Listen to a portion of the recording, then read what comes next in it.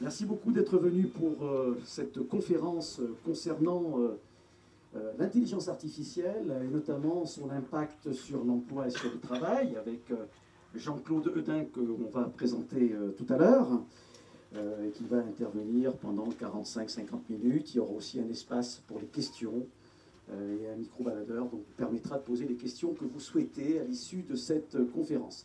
Je suis Jean Alessandri, donc directeur des programmes à l'Institut français de gestion. Donc merci d'être venu pour écouter cette conférence. Je vais dire quelques mots d'abord sur l'IFG, l'Institut français de gestion. Donc nous sommes effectivement un organisme, pour ceux qui ne nous connaîtraient pas, de formation continue, spécialisé dans les formations surtout exécutives. Nous avons un certain nombre notamment de master MBA. Vous connaissez peut-être le master ICG en management général, management stratégique, que nous avons en partenariat avec l'Université de la Sorbonne. Nous avons d'autres masters en finance notamment, avec l'Institut de haute finance qui fait partie de l'IFG, avec Philippe de Sertine, donc un master également en finance en partenariat avec la Sorbonne. Nous avons un master en RSE, développement durable, un master en marketing stratégique, un autre en management des ressources humaines et notamment axé sur la transformation digitale des ressources humaines. Nous avons d'autres types de formations. Nous faisons également de la formation sur mesure, de l'intra, comme on dit, auprès des entreprises. Voilà, pour ceux qui nous connaissent et qui nous ont déjà sollicités sur ces moments-là. Voilà. Donc l'IFG, ça date de 1956. C'est une ancienne institution, effectivement, mais qui s'est largement modernisée depuis, puisque nous étions les pionniers en France dans la formation à distance, l'e-learning, durant les années 2005-2006, le fameux e-learning. Aujourd'hui, nous faisons partie depuis quelque temps du groupe INSEQ, donc groupe qui est le premier groupe d'enseignement supérieur privé, notamment en formation initiale en France, avec une quinzaine d'écoles. Et nous-mêmes, l'IFG, nous sommes la branche formation continue de ce groupe. Voilà, un groupe important de 250 millions de chiffre d'affaires pour 25 000 étudiants gérés environ. Donc voilà, ça fait un groupe assez important. Alors l'Institut français de gestion, on a l'habitude également, au-delà des formations sur mesure, au-delà des formations intra, des formations inter, les masters, on citera pour terminer cette présentation sur les produits que nous avons, notamment deux doctorats, deux DBA, ce sont des doctorats professionnels, un en management général et puis l'autre en finance, qui sont tout nouveaux. Et puis un nouveau produit qu'on va sortir à connotation un petit peu plus technique, un peu plus technologique, c'est au mois de septembre, c'est un master, le premier master en France, sur la gestion de la blockchain. Notamment, voilà, comment mettre en place des blockchains dans les entreprises, à quoi ça sert, etc. Comment gérer ça, comment manager une blockchain. Voilà. Donc c'est quelque chose effectivement qui nous tenait à cœur et on est en partenariat avec deux autres écoles du groupe pour cela. Donc beaucoup d'activités. Nous avons une activité bien sûr en France, mais également internationale, en Afrique, puisque nous avons un campus à Abidjan, où nous ouvrons depuis janvier 2018 des formations sur place. Voilà, ça c'était un petit mot sur l'Institut français de gestion. Nous organisons régulièrement des conférences. La dernière était sur la blockchain. Aujourd'hui, eh c'est sur l'intelligence artificielle. Alors c'est Jean-Claude Hedin qui va nous présenter dans quelques minutes cette conférence. Alors je vais présenter Jean-Claude, un grand spécialiste de l'intelligence artificielle, docteur diplômé de l'Université d'Orsay depuis 1988. Jean-Claude a été cofondateur de sociétés, donc, notamment spécialisées en intelligence artificielle dans les années 90. Donc déjà dans les années 90, l'intelligence artificielle était là, ça date même depuis plus longtemps. Vous nous direz, Jean-Claude, ce qu'il en est. Vous êtes habilité à diriger des recherches, HDR comme on dit, en sciences, dans le domaine des architectures et algorithmes biomimétiques, tout un programme. Voilà. Puis vous participez ensuite à la création de l'Institut de l'Internet et du Multimédia, dont vous devenez le directeur, et vous avez été également responsable du groupe de recherche digitale de Vinci Research Center. Meg appréciera mon anglais. Vous êtes expert auprès de l'Union européenne, voilà, pour les projets notamment Future Emerging Technologies. Et puis vous avez publié de nombreux ouvrages, de nombreux articles internationaux, notamment dans le domaine de l'intelligence artificielle, aux éditions Odile Jacob, et puis aux éditions Science e-book, dont vous êtes le fondateur. Vous intervenez régulièrement dans les médias et dans les conférences en public à propos de l'intelligence artificielle et des robots, dont nous allons parler dans quelques instants. Alors c'est vrai qu'on vit une véritable révolution sans précédent, voilà, qui aura des implications très importantes en termes de compétences demandées pour les entreprises et par les entreprises, et des conséquences sur les métiers. Et je pense qu'on abordera un petit peu ce sujet, sur ces implications. Quel impact aura cette révolution de l'intelligence artificielle, notamment sur les managers, sur les collaborateurs? L'homme sera-t-il définitivement remplacé par les robots? Est-ce que nous allons vivre dans deux sociétés parallèles? La société du travail avec les robots, et puis celle du loisir avec les humains. Ça m'a l'air assez sympathique. Voilà. Et puis une autre question que l'on se pose également, c'est l'impact sur la formation, sur l'éducation de l'intelligence artificielle. Voilà, depuis Aliévy, on se pose des questions. Quel va être cet impact et en quoi la formation professionnelle, notamment, pourra jouer un rôle par rapport à toutes ces évolutions. Comment s'y préparer? Comment anticiper? Je pense qu'on abordera ces questions et vous allez pouvoir apporter quelques réponses sur ces thématiques-là. Donc, merci d'avoir accepté cette invitation pour ce colloque sur l'intelligence artificielle qui est intitulé « Métro, robot, dodo », pour paraphraser une fameuse expression des années 68. Voilà, donc on verra, on a remplacé là déjà le boulot par robot. Donc merci Jean-Claude, je suis heureux et donc d'accueillir avec vous Jean-Claude Hedin.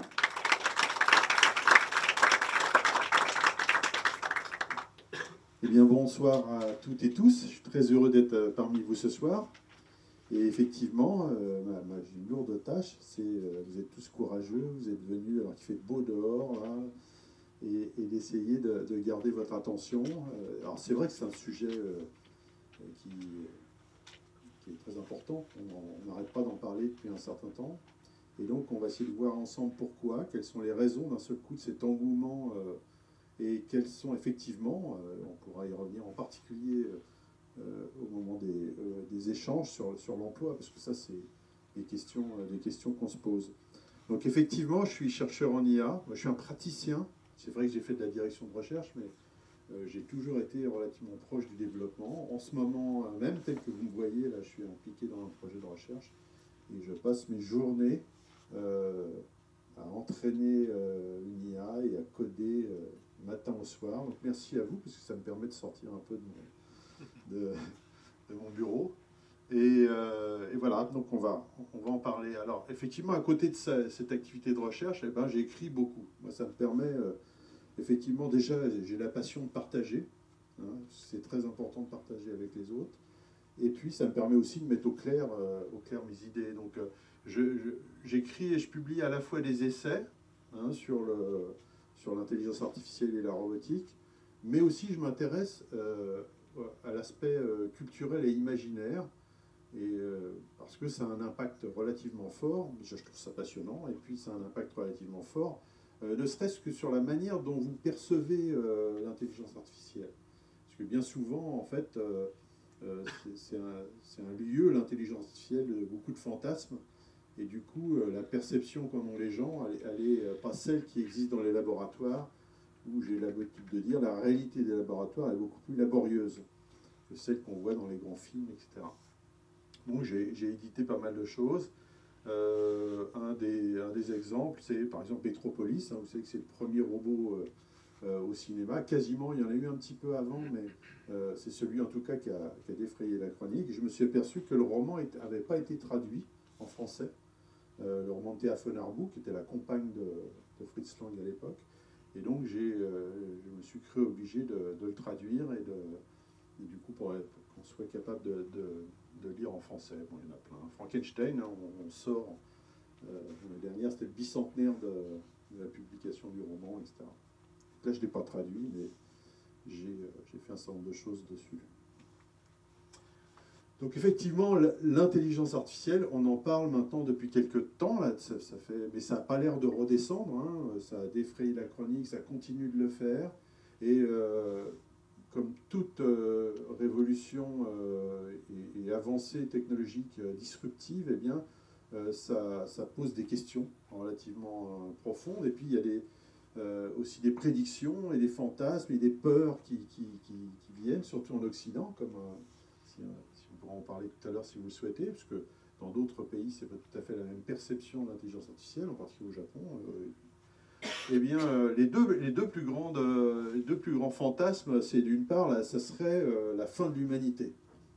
En tout cas, il y aurait une angoisse sur le fait que cette intelligence artificielle qui pourrait finalement progresser, devenir plus intelligente que nous, bah, pourrait du coup prendre le contrôle de notre destinée et pourquoi pas finalement, au bout du compte, nous liquider, ce qu'on voit dans beaucoup de romans et films de science-fiction. Alors, on pourrait en rigoler, mais il y a quand même des personnalités qui ont pris ça très au sérieux. Hein.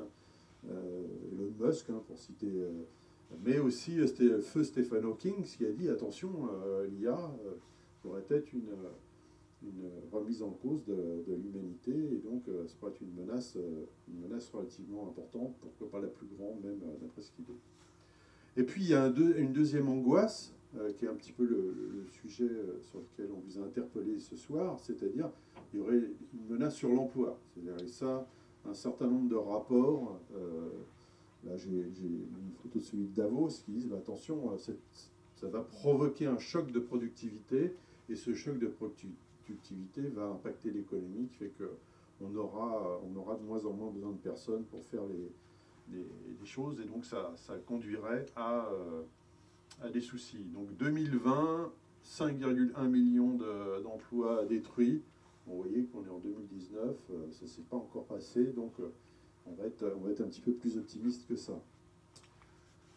Alors, comme je le disais, l'intelligence artificielle, c'est toujours une perception qui lie finalement avec notre perception culturelle et imaginaire. Et la première apparition d'une IA au cinéma, c'est HAL, dans le film 2001, l'Odyssée de l'espace de Stanley Kubrick. Qui l'a vu? Bien. Et les autres, alors vous attendez quoi? C'est un monument du cinéma. C'est vrai qu'aujourd'hui, c'est un rythme un petit peu lent par rapport à ce qu'on est. Mais c'est un film qui, d'emblée, posait déjà des questions importantes et des questions qu'on se pose aujourd'hui en termes du futur de l'intelligence artificielle et de son rapport à l'humain. Alors évidemment, c'est spectaculaire et du coup, je ne vais pas spoiler la fin du film, mais ce super ordinateur, HAL, eh bien, il va se passer des choses relativement désagréables pour l'équipage, etc. Mais j'en dis pas plus, il faut voir le film. Et donc, cette machine est déjà positionnée comme presque une divinité, hein, comme un être omniscient dans le vaisseau et qui a le pouvoir de vie et de mort. Donc, on est vraiment dans le sujet. Avec parfois des raisonnements finalement relativement simples, un peu simplistes même. C'est, bah voilà, l'IA lui donne, il faut que tu aides, faut sauver la planète. Bah, en fait, la seule solution, c'est la fin de l'humanité, d'où un petit peu les raisonnements et les questions métaphysiques que certains se posent là-dessus. Donc la conclusion logique, ça serait, bah voilà, on va mettre fin à l'humanité. Alors cette vision relativement, je dirais, pessimiste, en fait, elle est liée à notre culture occidentale, et qui est très imprégnée par les grandes religions, toutes les grandes religions autour du bassin méditerranéen, et qui est que finalement, vouloir recréer la vie sous une autre forme que celle par laquelle on a été autorisé par Dieu, eh bien, c'est une perversion, c'est une abomination même pour certains, et donc c'est interdit, c'est une transgression. Et donc, comme toute transgression, elle doit se terminer par une punition derrière. Et c'est pourquoi toutes nos grandes histoires, elles suivent toujours à peu près le même scénario. Hein. C'est-à-dire qu'il y a une espèce d'illuminé, un savant fou, ou en tout cas quelqu'un qui maîtrise une technologie et qui, à partir de cette technologie, par exemple, dans le cas de Frankenstein, c'est de la chirurgie, etc. dans le golem, c'est la sculpture dans la glaise qui va permettre de créer un être artificiel. Mais l'homme n'a pas accès au pouvoir de donner la vie, et donc il y a toujours une intervention surnaturelle. Alors dans la mythologie grecque, ce sont les dieux qui interviennent et qui insufflent je dirais, l'élan vital. Dans Frankenstein, on est au 19e siècle, eh bien, on est en plein âge de la révolution industrielle et surtout on découvre je dirais, les bienfaits de l'électricité et la puissance de l'électricité. Et donc on voit dans le film, je ne sais pas si vous vous rappelez, les éclairs qui vont finalement insuffler la vie au monstre de Frankenstein. Mais comme c'est une transgression, eh bien, généralement ça se finit dans le sang et les larmes, hein, dans toutes ces histoires. Vous pouvez reprendre Terminator, hein, vous pouvez prendre tous les grands scénarios. Généralement, c'est une transgression et badaboum derrière, eh bien, les humains en prennent plein la figure. C'est vraiment lié à la religion. Là, je vous ai mis le deuxième commandement du décalogue, donc les 10 commandements qui ont été transmis par Dieu à Moïse. Et le deuxième commandement, il dit explicitement, attention, tu ne créeras pas la vie ici-bas, d'une certaine manière, en tout cas par les moyens technologiques. Hein. Aucune image sculptée, rien qui ressemble finalement à la vie sur Terre. Et pendant des siècles, eh bien, ça va être puni et relativement sérieusement. L'Inquisition en particulier était relativement dure pour les gens qui outrepassaient ces commandements. Et aujourd'hui, eh bien, on reviendra sur cette histoire de est-ce que l'humanité peut être détruite, mais il y a aussi cette peur qu'on retrouve toujours de cette menace sur l'emploi. Alors là, que je pointe un peu d'une façon humoristique, mais c'est la deuxième grande peur autour de ces avancées technologiques. Alors c'est pas nouveau, tout ça. Hein, le 19e siècle, il y avait déjà des mouvements.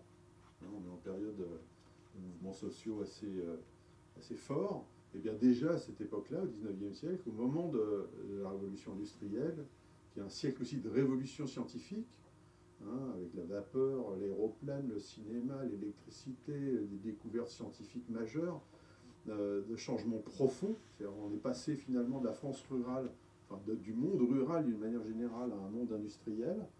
Et pour certains penseurs aujourd'hui, eh bien l'intelligence artificielle, c'est aussi disruptif que l'a été l'électricité au XIXe siècle. Et donc on retourne à des questionnements relativement forts autour de l'impact sur l'économie.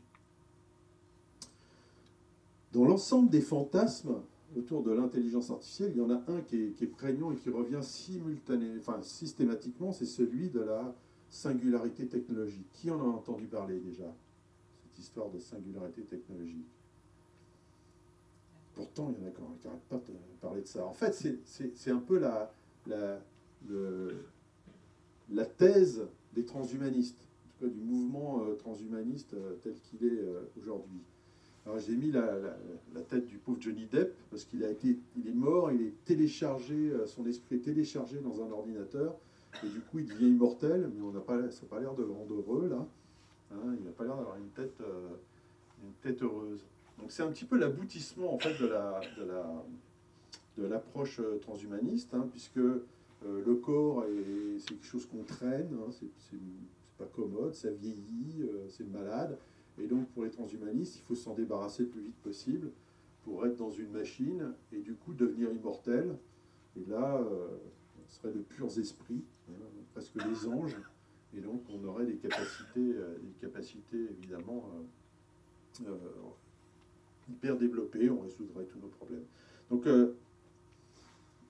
une des personnes qui fait la promotion, c'est Ray Kurzweil, donc qui est un scientifique américain, il fait ses études au MIT, et qui a fait fortune très tôt dans son cursus, puisqu'il a fait un bachelor en fait, puis après il a monté des entreprises, il a fait fortune assez rapidement.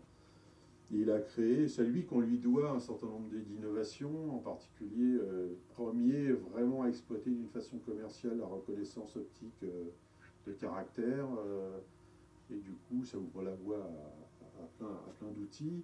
Il est aussi l'inventeur des pianos Kurzweil, des instruments Kurzweil. En fait, c'est un des premiers à mettre au point des instruments à facture classique, mais en fait, à l'intérieur, c'est de l'électronique avec des sons samplés, donc des sons enregistrés qui sont rejoués. Quand on enfonce par exemple le Do, il y a un Do d'un piano samplé, donc c'est lui qui est à l'origine de ces innovations au départ. Et en 2005, il publie un ouvrage qui s'appelle The Singularity is Near. Et ce bouquin va faire un bruit très important, déjà au cœur de la Silicon Valley, puis ensuite ça va s'éparpiller, et on en parle encore aujourd'hui, parce qu'il est en gros à la tête un petit peu des idées et des théories autour du courant transhumaniste. Alors, à part ça, il faut toujours gagner sa vie, donc même s'il a fait fortune, c'est un des directeurs du développement chez Google. Comme vous le savez, Google investit, en tout cas, officiellement n'est pas transhumaniste, mais il finance quand même lourdement, en particulier la Singularity University, San Francisco, etc. Donc ils sont quand même relativement impliqués. Donc l'idée de la singularité, qu'est-ce que c'est? C'est au départ une idée assez logique. En tout cas, elle est séduisante parce qu'elle nous paraît logique.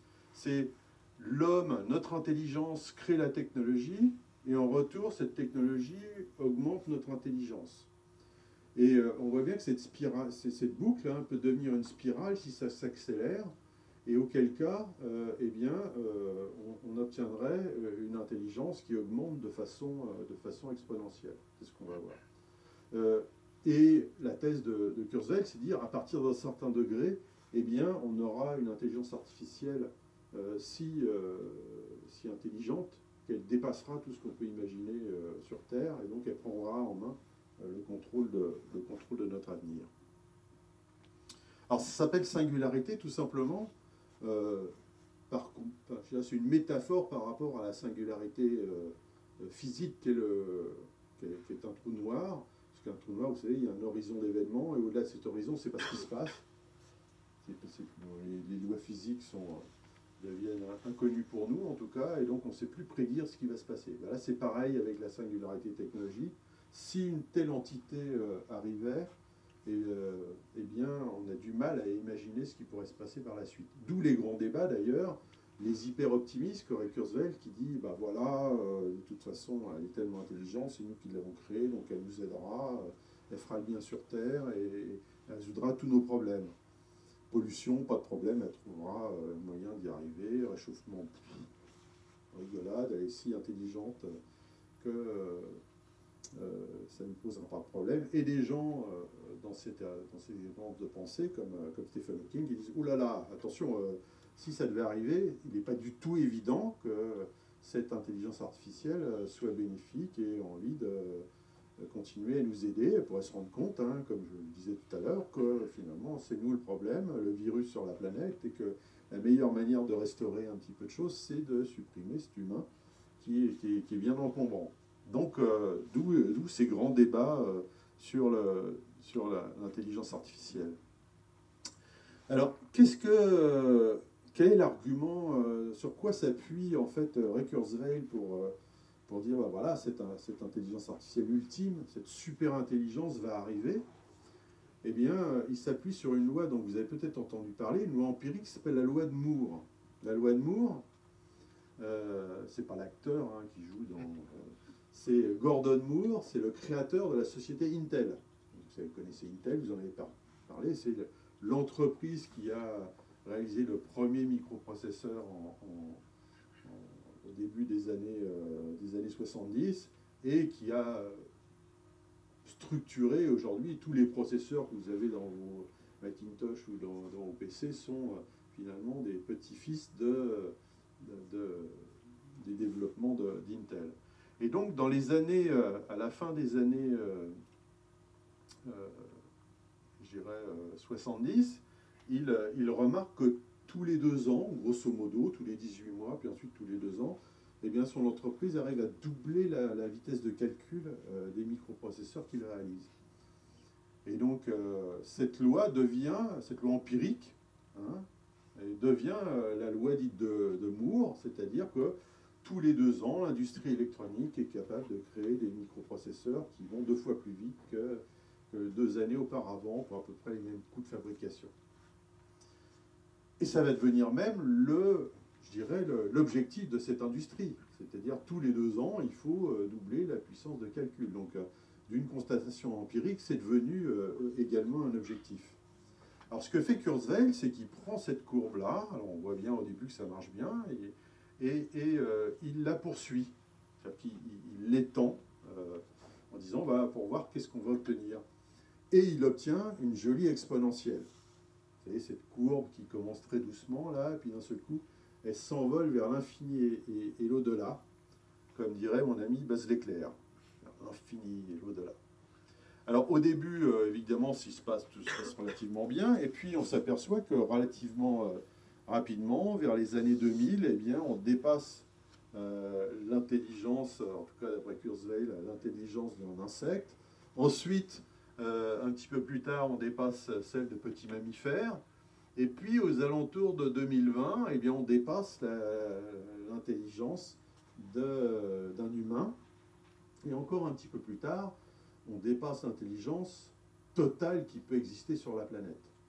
Là, et il situe à ce moment-là, vers 2045, 2040-2045, ce point de singularité technologique où une super intelligence apparaîtrait et dès lors prendrait le contrôle de la destinée humaine. Parce qu'elle serait capable à partir de ce moment-là, eh bien, effectivement, de s'améliorer elle-même. Et donc, on est en face d'une quasi-divinité d'un point de vue théorique, puisqu'elle est capable, avec son intelligence quasi infinie, de résoudre tous les problèmes et de faire ce qu'elle a envie. Alors, est-ce que c'est possible? Alors ça, évidemment, cette théorie a suscité énormément de discussions. Eh bien, je dirais, la plupart des scientifiques sérieux français pensent que non, ça n'arrivera pas. Personnellement, moi, je pense que ça n'arrivera jamais. Pourquoi? Eh bien, pour un certain nombre de raisons. La première, c'est que déjà, elle est basée, en tout cas l'argument principal de Kurzweil, c'est cette loi de Moore. Et en fait, depuis la moitié des années 2000, la fréquence des microprocesseurs, leur vitesse de calcul, de fonctionnement, on n'arrive plus à la doubler tous les 2 ans. Ça stagne. Alors on continue à faire des machines dont on augmente la puissance, mais la puissance de calcul, mais les microprocesseurs, eux, eh bien, leur fréquence de fonctionnement stagne.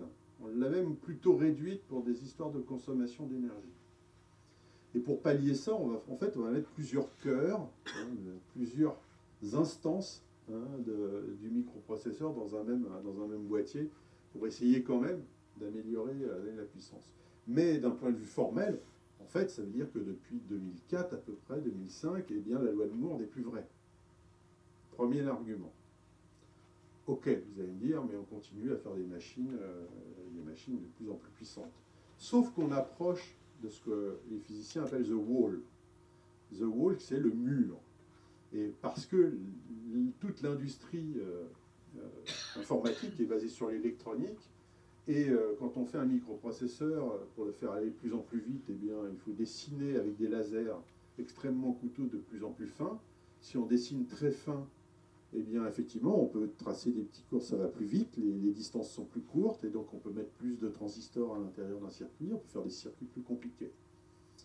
Mais il y a une limite physique, c'est-à-dire que déjà, faire des lasers qui dessinent de plus en plus fin, c'est de plus en plus cher, et il y a un moment donné où, et on y arrive d'une certaine manière, ça devient extrêmement difficile. Et cette limite physique, on pourrait imaginer que finalement on a des fils si fins qu'il n'y a plus qu'un électron qui passe. Vous savez que les courants, c'est électrique. Mais ça, du coup, l'électronique ne marcherait plus. Pourquoi? Parce que c'est une électronique qui fonctionne à un niveau macroscopique et pas à un niveau quantique. Et donc, il faut statistiquement un certain nombre d'électrons pour arriver à ce que ça fonctionne correctement. Or, voilà, ça ne marcherait plus. Donc, de toute façon, on est limité, là, technologiquement, par cette machine. Donc, cette histoire d'intelligence infinie, là, elle prend déjà une petite claque. Deuxième argument important, et qui pour moi est plus important, l'intelligence, ce n'est pas la vitesse de calcul. Hein, il y a une petite marge. Je peux écrire un programme très intelligent, auquel cas il va s'exécuter, mais si j'écris un programme très stupide, c'est pas parce que j'ai une machine qui va 100 fois plus vite qu'il va être d'un seul coup génial ce programme. Non, il sera juste stupide plus vite. Hein, ça va pas améliorer les choses. Donc la puissance de calcul n'est pas l'intelligence, heureusement. C'est vrai qu'elle va servir, cette puissance de calcul, mais ça ne suffit pas. Le troisième argument, c'est que les arbres ne montent pas jusqu'au ciel. Hein, et que les arbres, ils cherchent la lumière et ils poussent, et ils essayent de se rapprocher de cette manne de lumière, mais on voit très bien qu'en réalité, eh bien, ils ne dépassent pas pour les plus grands quelques dizaines de mètres. Il y a plein de contraintes autour qui font qu'ils ne montent pas jusqu'au ciel. Ben, c'est pareil pour la technologie. On peut effectivement avoir des expériences de pensée comme la singularité technologique. C'est intéressant parce que ça permet de poser des questions et de remettre en question peut-être certaines pratiques. Mais la réalité, elle est beaucoup plus contrainte. Ne serait-ce que si on avait une machine qui était aussi puissante que ça, il faudrait quasi une intelligence infinie, une énergie infinie. On sait très bien aujourd'hui que les ressources, c'est un problème. Et donc, cette histoire d'énergie, là aussi, il y a des limitations très importantes. Il y en a d'autres, hein, l'acceptation sociale, etc. C'est pas du tout évident que ça se passe comme ça. C'est pour ça que je dis que très peu, une jolie expérience de pensée, elle a permis en fait de se poser tout un ensemble de questions, mais en pratique, il y a très très peu de chances que ça se passe. C'est un peu comme en théorie quantique, hein. Vous avez un verre, il tombe, il se casse, ben, il y a une probabilité que le verre se reforme naturellement, comme ça, comme par magie, mais en fait, ça n'arrivera jamais. Ben, c'est un petit peu pareil avec la singularité technologique. Donc l'intelligence artificielle, d'où ça vient cette idée-là? Parce que c'est vraiment le cœur du débat, et on va faire un petit retour en arrière, parce que c'est une discipline relativement récente dans l'histoire. On pourrait la faire remonter jusqu'au paléolithique, avec l'histoire du calcul, les machines à calculer, Pascal, Babbage, etc. On va être un petit peu plus proche, et avec un personnage qui s'appelle Alan Turing. La discipline, en fait, elle date de cette époque-là. Et donc, tel que vous me voyez là, j'ai à peu près l'âge de la discipline. Heureusement, elle est jeune encore. Mais bon, pour combien de temps, je ne sais pas. Donc, Alan Turing, vous en avez tous probablement entendu parler. Il y a quelques dizaines d'années, il était encore complètement inconnu du grand public. Et puis là, il a été réhabilité par la reine Elisabeth II il y a quelques temps, quelques dizaines d'années, et puis il y a surtout eu un film qui a permis de faire connaître son histoire, hein, The Imitation Game, que je vous recommande effectivement. Et puis il y a une pièce en ce moment à Paris qui est aussi intéressante à voir. Je ne sais plus comment elle s'appelle la pièce. La machine de Turing, je crois. Et donc, qui est Turing? Alors, c'est quelqu'un d'important. C'est quelqu'un qui était dans l'ombre, mais qui a franchement, le XXe siècle et le XXIe siècle ne seraient pas comme ça si quelqu'un comme lui n'avait pas existé. Il est l'un des inventeurs de l'ordinateur moderne. Hein, quand on pose la question qui a inventé l'ordinateur moderne, je suis toujours surpris que les gens me regardent avec des yeux, ils ne savent pas qui. Il y a plein d'inventions, on sait qui. L'ordinateur qui a complètement révolutionné notre société, eh bien on ne sait pas qui l'a inventé. En fait, il y a eu beaucoup de gens qui ont participé, mais ceux qui ont concrétisé vraiment le passage du calculateur à l'ordinateur sont deux personnes, John Feynman, un Hongrois qui émigre aux États-Unis avant le gros problème nazi, et puis Alan Turing en Angleterre. Donc qu'est-ce que fait Turing? C'est un logicien, c'est un mathématicien, et il s'intéresse effectivement, pendant la Seconde Guerre mondiale, il aide à Londres au décodage des codes allemands, donc qui permettent l'envoi de messages cryptés et donc de coordonner les forces allemandes. Et avec un certain nombre de personnes, il va travailler à la création d'une machine, c'est ce que raconte le film d'ailleurs, pour décoder ces messages cryptés. Et donc il va jouer un rôle extrêmement important sur l'issue de la Seconde Guerre mondiale, et en particulier sur la formalisation de la structure d'un ordinateur et puis sa mise en œuvre en pratique. En 1947, il publie l'article qui va le faire connaître, et qui a un nom couché dehors, donc je vous l'épargne. Mais en gros, c'est dans cet article, en 1947, qu'il formalise vraiment la structure de l'ordinateur. Il est quasiment à l'origine du concept de programme et d'unité centrale, etc. Donc, vraiment, et il va appeler cette machine la machine universelle. Parce qu'en fait, il démontre qu'en lui donnant un programme, eh bien, cette machine est capable de simuler n'importe quelle autre machine, d'où son universalité. Donc cette machine, elle va prendre ensuite son nom, la machine universelle de Turing, qui n'est ni plus ni moins le modèle formel d'un ordinateur. Poursuivant cette idée-là, il se dit, mais si je donnais un programme qui simule l'intelligence humaine dans cette machine universelle, est-ce que cette machine aurait les mêmes capacités que nous, d'intelligence, de pensée, de conscience, etc. Et donc, en 1950, il publie l'article qui va être l'article fondateur de l'intelligence artificielle, qui commence par cette question, une machine peut-elle penser? Et ensuite, dans son article, il va découper cette question, la reformuler, c'est ce qui va devenir finalement le programme de l'intelligence artificielle. Alors, elle n'est pas encore nommée en tant que telle, hein. Il va falloir attendre encore quelques mois, puisqu'il décède en 1954, donc dans des conditions tragiques. Il se suicide. Il était homosexuel.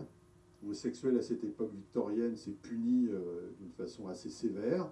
Il est emprisonné. Pour éviter la prison, il accepte la castration chimique et il va finir finalement par se suicider. Son conte préféré, c'était Blanche-Neige.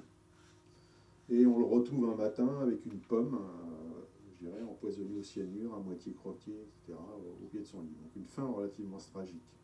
Pour quelqu'un qui a quand même aidé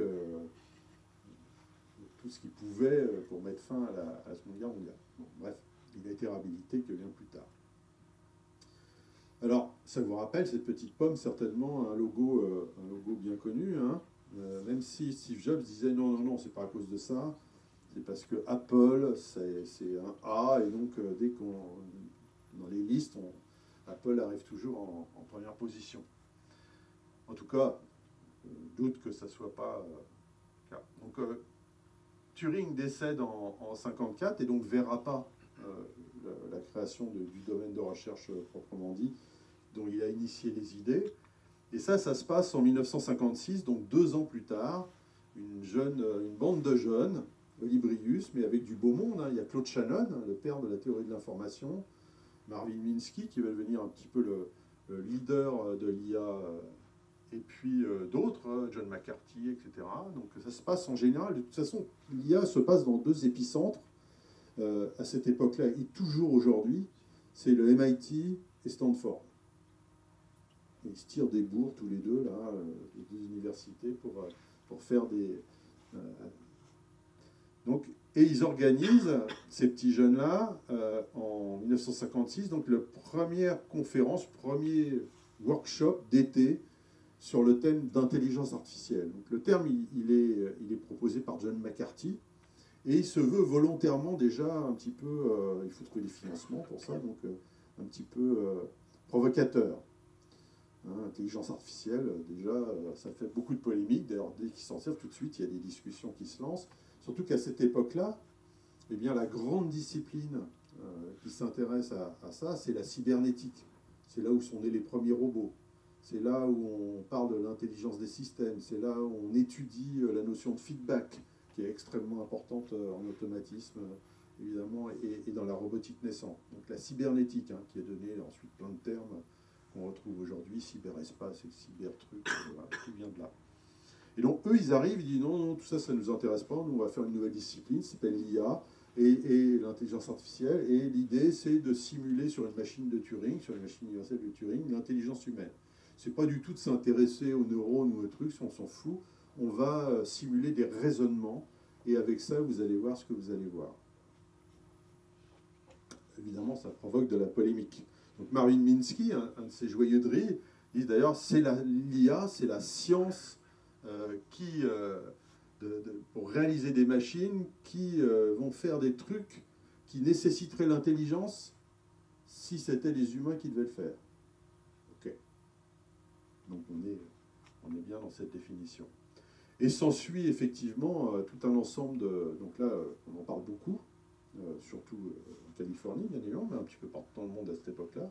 Alors évidemment, moins qu'aujourd'hui avec les réseaux sociaux et la com actuelle, mais quand même, on en parle.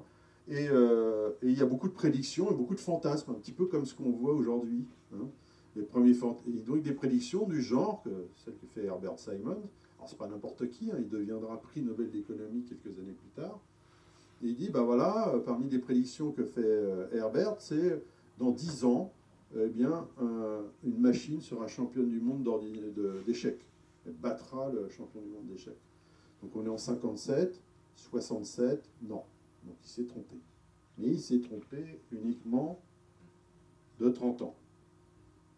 Puisque, comme vous le savez, Kasparov, champion du monde, se fait aplatir par IBM, une machine, un programme d'IBM, Deep Blue, Deeper Blue plus exactement, c'est la 12e version.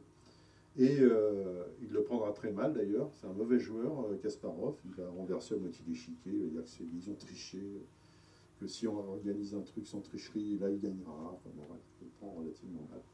Mais néanmoins, il est battu par un programme d'intelligence artificielle.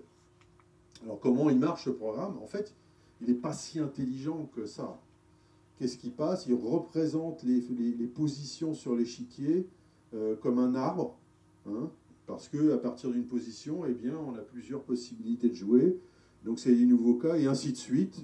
Et on voit bien que la combinatoire des cas explorés devient très importante, mais avec une machine assez puissante, une grosse machine, et là IBM met le paquet, hein, c'est un réseau de calculateurs, eh bien on arrive à, alors c'est pas l'échec là que je mets à l'image, mais peu importe, le principe est le même, eh bien on arrive à explorer toutes les branches de l'arbre, à évaluer si cette position est correcte ou pas, et du coup choisir celle qui a le plus de chances de battre le pauvre Kasparov. Et effectivement, ça fonctionne dans une majorité de cas, à condition qu'on ait une puissance de calcul relativement importante. Je ne vais pas vous faire par le détail toute l'histoire de l'IA, mais en fait, ce n'est pas une histoire linéaire. Cette histoire, elle est faite d'hiver et d'été. Donc le premier été, c'est à cette création. Et puis ensuite, on s'aperçoit que c'est plus compliqué que ça, qu'on ne peut pas résoudre des problèmes, beaucoup de problèmes pratiques avec ces idées-là au départ. Et donc ça va un petit peu s'endormir, ça va rester évidemment dans les labos. Et puis on aura un deuxième envolé lyrique à la fin des années 70, et pendant toutes les années 80, un deuxième âge d'or de l'IA, et qui encore une fois va s'arrêter à la fin des années 80, début des années 90. Alors c'est l'époque, et ce qui se passe eh bien déjà, c'est l'histoire des premiers chatbots, hein, pour ceux qui en font ici, j'en connais dans la salle. Mais surtout, c'est les premiers systèmes experts qui sont publiés à Stanford à la fin des années 70. Et l'idée, effectivement, relativement révolutionnaire, c'est-à-dire qu'on prend des experts, des gens qui ont la connaissance sur un sujet, et puis on va coder leur expertise, on va les interroger, et on va coder leur expertise sous un ensemble de règles. Par exemple, le plus célèbre des systèmes experts, c'est Mycene, de Stanford à la fin des années 70. Et Mycene, effectivement, se révèle être un bon TWIB, hein, qui diagnostique les maladies bactériennes du sang d'une manière aussi pertinente que le meilleur des médecins dans ce domaine-là. Donc effectivement, ce sont des règles du type si je remarque ça, alors j'en déduis des conclusions. Et ces conclusions vont permettre effectivement de déclencher, de valider de nouvelles règles. Et ainsi, on va avoir des raisonnements qui s'enchaînent les uns derrière les autres jusqu'à arriver aux conclusions. Alors, ce que fait Maysin, quand il n'arrive pas il s'aperçoit par exemple qu'il ne peut pas valider une règle, il va demander un examen. Il va dire, ben voilà, pour valider cette hypothèse, est-ce que vous pourriez faire, monsieur le médecin, un examen au patient, et du coup on réinjecte les données dans le système, et il peut continuer son raisonnement. Et ça va marcher relativement bien, et pendant toutes les années 80, comme je le disais, ça va être l'âge d'or, on va se croire, on va rêver d'une informatique transformée avec plus de programmeurs mais des cognéticiens, et puis plus de programmes et des gros systèmes experts qui vont résoudre tous nos problèmes. Et là, comme je le disais, à la fin des années 80, des années 90, c'est parce que c'est beaucoup plus compliqué et que ça marche pour des problèmes relativement simples, mais des problèmes un peu plus compliqués, eh bien, on a des difficultés. À cette époque-là, moi j'ai travaillé en particulier sur un centre de projets, dans le projet Prometheus, qui était le projet de voiture autonome, qui est des constructeurs dont je tairai le nom aujourd'hui. Eh bien, coder le comportement d'un conducteur, surtout s'il est parisien, c'est extrêmement compliqué. Il faut des milliers de règles qui se contredisent les unes des autres, certaines. Et donc mettre au point un tel plat de spaghettis, ça ressort de la... on n'y arrive pas.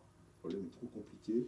Modéliser un conducteur, le conducteur est un problème complexe qui est difficilement modélisable avec ce type de moyens. Et puis on arrive pratiquement à aujourd'hui. Là on est en 2011, et aujourd'hui on est en 2019, donc il y a quelques années seulement, et on est dans le troisième âge d'or de l'intelligence artificielle. Et là un âge d'or qui change complètement par rapport aux autres. On va voir pourquoi.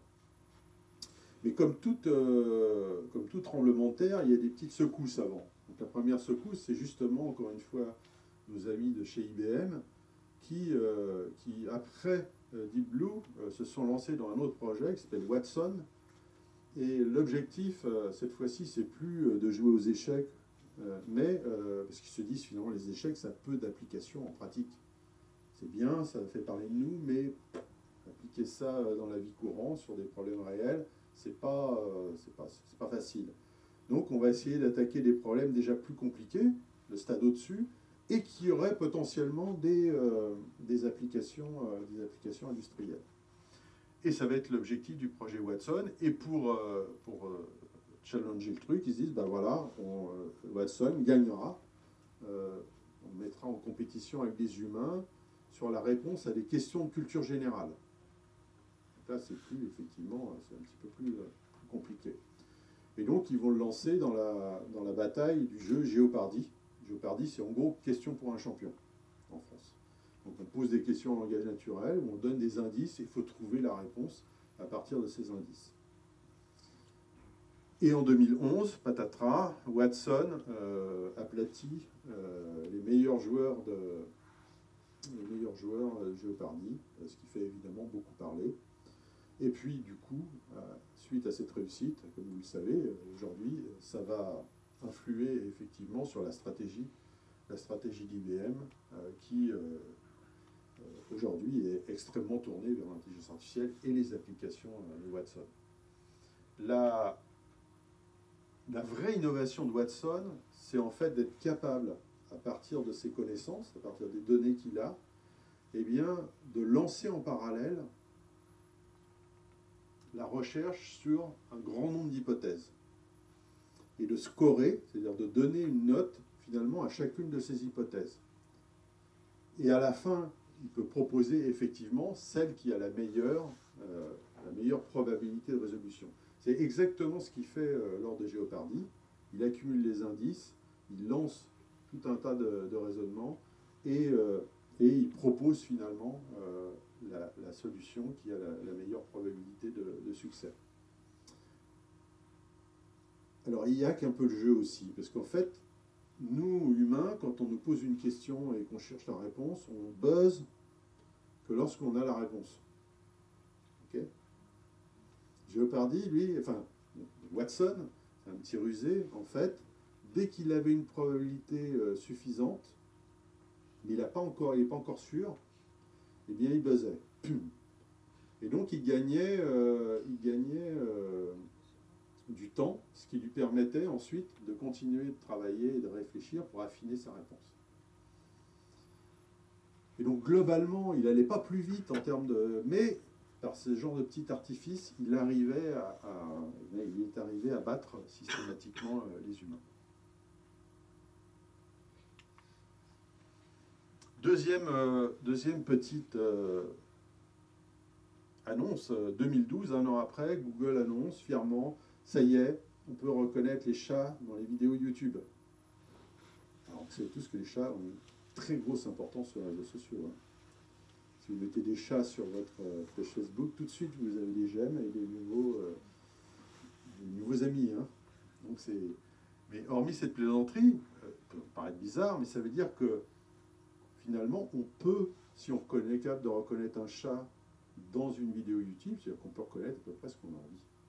Donc là, du coup, les applications derrière sont, là, de ce point de vue-là, beaucoup plus importantes. En termes de sécurité, en termes de tout ce qu'on peut imaginer. Commercial, marketing. Mais le climax de cette affaire, c'est 2016. Et la victoire là, on est toujours du côté Google, avec une filiale qui s'appelle DeepMind, et Lee Sedol, un des champions mondiaux de Go, se fait aplatir par AlphaGo. Et là, beaucoup sont surpris, moi-même j'ai été surpris, je ne m'attendais pas à ce que ça se passe si vite. Et pourquoi c'est surprenant? Alors on voit dans les journaux, ça y est, le dernier bastion de l'intelligence humaine vient de tomber, ça y est, c'est fini, quoi. Pourquoi? Parce que, autant avec les échecs, avec une machine ultra puissante, parcourir les cas possibles, on peut le faire dans un temps relativement raisonnable si vraiment on a une grosse puissance de calcul. Il y a énormément de cas, mais avec un peu d'heuristique, c'est en gros un peu de recettes de cuisine pour choisir les bonnes parties de l'arbre à explorer, eh bien, on arrive à avoir des bons résultats. Avec le Go, ce n'est pas possible. Le nombre de combinaisons et de positions à partir d'un instant donné est plus important que le nombre de particules dans l'univers. Vous pouvez mettre la plus grosse machine que vous imaginez. Eh bien, si vous basez uniquement votre approche sur le calcul, eh bien, ça ne marchera pas. Voilà, vous avez une chance de ne pas y arriver. Donc il faut absolument avoir d'autres manières de traiter le problème. Et pour se focaliser dans l'arbre des possibilités sur celles qui vraiment ont une probabilité de mener à la réussite. Et c'est là-dessus qu'ils vont travailler, effectivement, à AlphaGo. Ils vont se baser sur des millions et des millions de parties jouées. Ils vont entraîner un réseau de neurones pour arriver à cette prouesse technologique. Alors c'est quoi justement cette technologie? C'est justement les réseaux de neurones artificiels. Alors ce qui est amusant, c'est qu'aujourd'hui, on communique en particulier sur le deep learning, sur ces réseaux de neurones, mais en fait, au départ, c'est pas du tout de l'IA. C'est né dans le courant cybernétique. C'est-à-dire la première découverte de neurones artificiels, c'est McCulloch et Pitts en 1943, qui sont vraiment des chercheurs impliqués dans le courant cybernétique. Et c'est justement ce que ne veulent pas faire les gens qui créent l'IA, je vous l'ai dit tout à l'heure, donc c'est assez rigolo, quoi. Comment aujourd'hui l'IA a détrôné finalement la cybernétique après quelques années et récupère aujourd'hui quelque chose qui est vraiment né dans le courant cybernétique, que Marvin Minsky d'ailleurs disait non, ça ne marchera pas, c'est un truc qui n'a pas d'avenir. Hein. En 1969, en particulier, il écrit un article où il va détruire quasiment l'avenir des gens qui travaillent sur les réseaux de neurones, hein, en disant je n'y crois pas, ça ne marchera jamais, voilà la preuve. Boum. Ok. Donc qu'est-ce que font, c'est quoi cette histoire de réseau de neurones? Ah, il s'est trompé, hein, la preuve. Eh bien, c'est se baser sur les neurones qu'on trouve dans la nature. C'est ça que vous voulez dire biomimétique tout à l'heure, hein, qui s'inspire de la nature. Et donc le neurone, c'en est un des cas. C'est une cellule, hein, c'est la cellule universelle de l'intelligence dans tout le monde animal, en tout cas sur Terre, tel qu'on le connaît. On met de côté un peu les plantes. Hein. Ils ont une intelligence, mais ce n'est pas celle du monde animal. Et sinon, dès qu'on parle un petit peu d'intelligence, eh bien, il y a du neurone dans l'air, même dans les insectes, même dans les plus petites bestioles. C'est la cellule universelle qu'on retrouve partout. Alors, c'est une cellule classique, hein, d'un certain point de vue. Elle a un corps cellulaire, un noyau dans lequel il y a l'ADN de l'individu, mais elle a cette particularité d'avoir des entrées, dendrites, on appelle ça des dendrites, et une sortie qui véhicule un flux électrique, qui est en gros le résultat du calcul, je mets les guillemets, au niveau du neurone. Et l'idée de McCulloch-Pitts, en 1943, donc on est vraiment à cette époque-là dans la construction des premiers calculateurs qui héritent de la logique booléenne. Hein. Au XVIIIe siècle, on faisait des machines à calculer décimales. Avec Boole, on comprend on peut en tout cas, avec lui et d'autres, hein, on comprend que ça sera plus facile de faire des calculateurs avec des machines qui sont basées sur le binaire, et donc des logiques avec justement uniquement 0 et 1, et avec des opérateurs booléens, le ou, le et, le non, etc., qui permettent de construire n'importe quel type de machine, dont les ordinateurs. Ce que pense McCulloch-Pitts, c'est pourquoi on n'inventerait pas un opérateur, si au lieu d'utiliser ces opérateurs booléens classiques, un opérateur qui s'inspire du neurone. À ce moment-là, on peut imaginer qu'on obtiendrait des machines relativement puissantes. Et donc voilà ce qu'ils vont publier, c'est le modèle formel du neurone artificiel. Alors rassurez-vous, hein, c'est relativement simple. Le fonctionnement est même trivial. Vous avez des entrées, 0 ou 1, et sur chacune des entrées, eh bien, vous avez un petit coefficient, on va appeler poids synaptique, et en gros qui symbolise un petit peu la force de connexion de cette branche du neurone. Donc si j'ai un 1, bah, ça veut dire que l'influx électrique il passe plein pot. Si j'ai 0, ça veut dire que c'est comme si je n'avais pas de connexion, donc c'est pratique. Hein. Et puis si j'ai 0,5, et bah, si j'ai 1 à l'entrée, ça fera 0,5. Donc c'est vraiment un calcul trivial, juste une multiplication. Pour l'entrée, on le multiplie. Derrière, on fait une somme. Encore un calcul trivial, c'est que j'additionne toutes mes petites entrées. Et donc j'obtiens un chiffre. Hein. Si j'avais 3,1, bah, j'obtiens 3. Si j'ai 3,1 à l'entrée et un coefficient à 0,5, bah, j'aurai 1,5, etc. Calcul. École primaire. Hein. Vraiment très simple. Pour ne pas dire fin de maternelle même. Ensuite, derrière, là, le premier opérateur, un petit peu plus compliqué, mais à peine, ça va être un opérateur non linéaire, c'est un seuil. Donc qu'est-ce que ça fait? Si la somme est supérieure à la valeur du seuil, eh bien le neurone sort un 1. Il est content, il s'active, il sort un 1. En dessous de ce seuil, eh bien il ne s'allume pas, il reste à 0. Donc vous voyez que cet opérateur est excessivement simple. Et ce que montre McCulloch-Pitts dans leur article, c'est que c'est aussi puissant, si on en met plusieurs, que l'équivalent d'un calculateur booléen. Montre qu'on peut faire les mêmes choses. En gros, on peut représenter toute fonction calculable par une suite de ces petits automates. En 1958, un chercheur du MIT, Frank Rosenblatt, crée le premier réseau de neurones. Et encore une fois, il est relativement simple. Hein, c'est un réseau qu'on va appeler feed-forward, par propagation en fait, des signaux. On présente des signaux à l'entrée et on a une réponse en sortie. Donc excessivement simple. Chaque petit rond, en fait, c'est un des petits automates qu'on a vu auparavant, c'est un des petits neurones artificiels. Et on crée une structure très simple, très régulière. On met des couches, une couche d'entrée, une couche de sortie. On met éventuellement une couche au milieu et on relie toutes les entrées des neurones d'une couche aux sorties de la couche d'avant. Ben, on peut le faire, on peut tout relier, parce que de toute façon, si on ne veut pas que ça relie, on met le petit coefficient à 0, et c'est comme si ce n'était pas relié. Donc on peut tout relier, et on peut régler finalement la structure du réseau en réglant ces petits coefficients. Et Frank Rosenblatt démontre que cette structure, elle est équivalente à une machine universelle de Turing, tant qu'elle a la même puissance, elle est capable de tout calculer. Si on a réglé les petits coefficients. Et évidemment, c'est là où le bas blesse.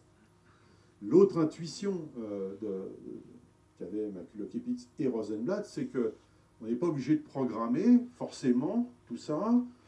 si on pourrait trouver une méthode, c'est-à-dire un algorithme, une méthode de calcul qui permettrait à ce système d'apprendre, plutôt que de le corriger à la main, hein, de régler tous les trucs. Donc comment ça se passe, hein?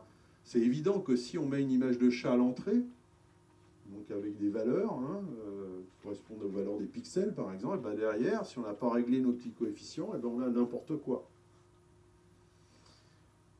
Et donc, Frank Rosenblatt et son équipe proposent des algorithmes d'apprentissage, donc qui en gros cherchent à régler les petits coefficients pour que quand on a une image de chat à l'entrée, eh bien, miraculeusement derrière, ils disent que c'est bien un chat et pas une girafe ou autre chose, quoi.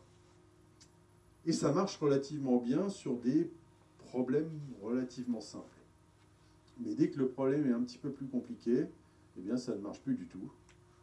Pour un certain nombre de raisons, déjà parce qu'on est à une époque, 58, où simuler ça sur un ordinateur, ça a l'air de rien, mais vos smartphones aujourd'hui sont 1000 fois ou 100 000 fois plus puissants que les ordinateurs de l'époque. Donc voilà, donc, il y a déjà un petit souci de ce point de vue-là, pratique, mais également il y a des petits soucis théoriques, et c'est ce que dénoncera d'ailleurs Marvin Minsky en disant ce domaine-là, on n'y arrivera pas, quoi. Trouver un algorithme général, une méthode d'apprentissage pour des problèmes compliqués, c'est-à-dire des problèmes qui requièrent en fait des couches internes, eh bien, on n'y arrivera jamais.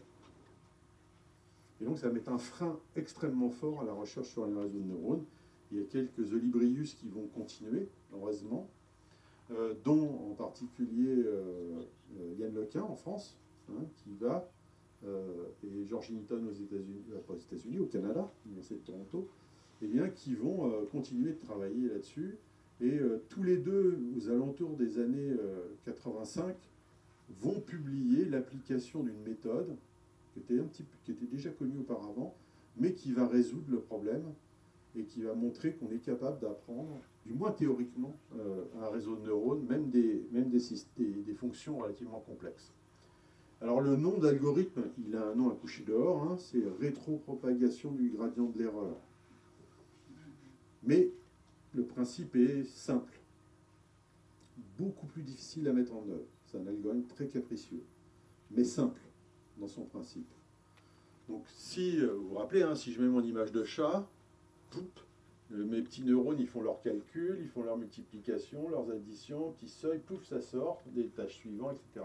Donc, on a une réponse en sortie. Mais si on n'a pas réglé nos petits, comme je disais, nos petits potentiomètres, nos petites valeurs, eh bien, on a n'importe quoi. Donc, si je veux mon image de chat, j'ai n'importe quoi en sortie. Sauf que je sais ce que je veux un chat. Donc, je connais ma réponse. Donc, je vais calculer, en fait, une simple différence sur chaque sortie de la valeur que j'obtiens par rapport à la valeur que je voudrais. Je vais appeler ça l'erreur. Simple.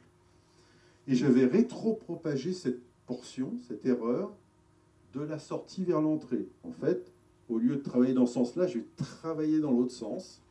Et je vais utiliser cette proportion d'erreur pour régler, pour bouger tous mes petits coefficients, les uns par les autres, de la sortie vers l'entrée. Rétropropagation, ça veut simplement dire de la sortie vers l'entrée. De l'erreur, en fait du gradient de l'erreur. Pourquoi? Parce qu'on va corriger fort au niveau de la sortie et on va corriger de moins en moins en allant vers l'entrée. Et on va corriger en fonction du poids initial de chaque liaison. Et on va faire ça très progressivement. Et c'est là où c'est compliqué, c'est qu'il faut le faire très progressivement, avec beaucoup de données, et pas tout y aller, essayer, je corrige à fond, et donc, parce que sinon ça ne marche pas, il faut y aller très progressivement, et revenir sur le métier, l'ouvrage, y aller par des petites modifications successives, changer d'image, etc., et continuer. Et donc même si dans les années 85, on a théoriquement la preuve que ça peut fonctionner d'un point de vue... on n'y arrive pas. Encore une fois, ça marche sur des problèmes simples, mais sur des problèmes compliqués, l'algorithme prend des lustres, on n'a pas les bonnes machines pour faire ça, il faut plusieurs semaines pour... ça ne marche pas. On a le temps de se perdre, en plus Je vous ai dit, l'algorithme, il en profite dès qu'il peut pour faire autre chose, donc ouais, c'est assez compliqué et on ne va pas y arriver.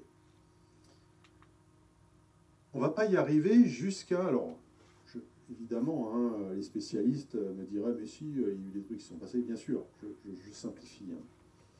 En tout cas, il se passe quelque chose d'important en 2012. On le voit sur ce petit graphique. Jusqu'à 2012, eh bien, quand on essaye de faire de la reconnaissance d'images, sur des images, sur des banques d'images faites pour tester ça, eh bien, on obtient, dans le meilleur des cas, vous voyez, 70-75%. En moyenne, sur les applications, on a un bon 50%. Et ce qui veut dire qu'on ne peut pas faire des applications avec un système qui se trompe une fois sur deux. Hein. C'est pas possible. Autant tirer pile ou face, hein, ça sera aussi efficace, ça coûtera moins cher. Donc voilà, ça marche sur des problèmes simples. Pour des problèmes plus compliqués, ben ça ne marche pas bien. Et vous voyez, en 2012, il y a un petit point vert qui s'allume à 85%. Ah. Du coup, la communauté scientifique se dit, oula, il se passe un truc là, qu'est-ce qui se passe? Et on regarde de plus près ce qui s'est passé, et vous voyez derrière, poum, d'un seul coup, on découvre la manière d'utiliser l'algorithme d'une façon efficace. Donc c'est le même algorithme, simplement on comprend beaucoup mieux, à partir de ce moment-là, les conditions expérimentales qui permettent de le faire fonctionner correctement. Alors pourquoi on dit deep learning d'ailleurs, c'est-à-dire apprentissage profond?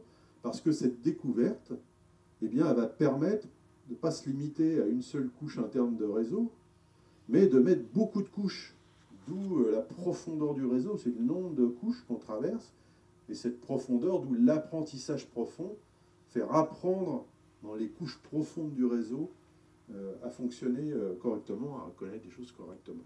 Alors qu'est-ce que c'est que cette découverte? En fait, elle est relativement empirique au départ.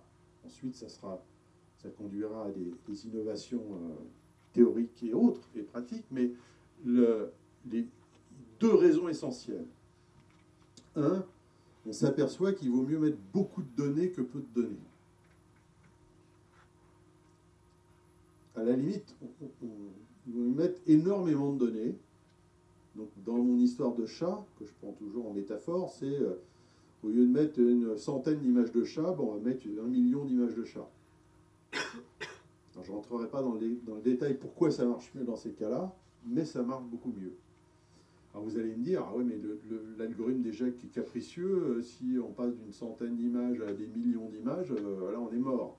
Ben, dans le même temps, quasiment, on s'aperçoit qu'on a une manne de calcul qui est particulièrement adaptée à l'accélération de cet algorithme d'apprentissage. Ce sont les cartes graphiques des ordinateurs. Merci aux joueurs de jeux vidéo. Clairement, c'est un petit peu grâce à eux qu'on a des cartes graphiques ultra puissantes dans nos ordinateurs, parce que le jeu vidéo, il demande du calcul d'image, et donc voilà, il y en a dans tous nos ordinateurs. Et c'est une manne de calcul qui n'est pas un supercalculateur gigantesque. Il y en a dans toutes les machines, ça ne coûte pas si cher. Les meilleurs, c'est quelques centaines d'euros, quelques milliers d'euros. Donc les labos peuvent les utiliser. On va pouvoir enfin faire des expérimentations qui ne durent pas des semaines, mais qui du coup durent quelques heures. Et vlan, ça donne un coup de fouet à la recherche. Et là, on va progresser en quelques années d'une façon extrêmement forte. Empiriquement, les conditions d'utilisation de cet algorithme d'apprentissage, et aussi théorique, on va inventer de nouvelles méthodes, de nouvelles manières d'utiliser ça. Hein? Et donc ça, c'est vraiment les deux découvertes empiriques qui vont booster à partir de 2014, hein, 2013-2014, la recherche, et qui nous conduisent à aujourd'hui.